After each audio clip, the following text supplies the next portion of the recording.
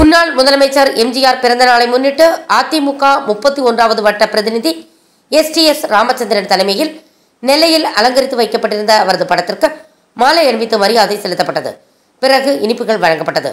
இதில் சந்திரன், பரமசிவன், ஆறுமுகம், மாரியப்பன், சுரேஷ், கண்ணன், லட்சுமணன் மற்றும் நிர்வாகிகள் பலர் கலந்து கொண்டனர்.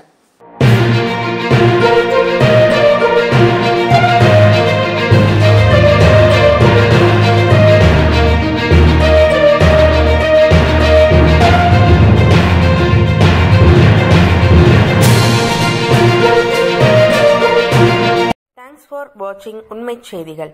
நெல்லை செய்திகளை உடனுக்குடன் தெரிந்து கொள்ள சேனலை சப்ஸ்கிரைப் பண்ணுங்க, லைக் பண்ணுங்க, ஷேர் பண்ணுங்க.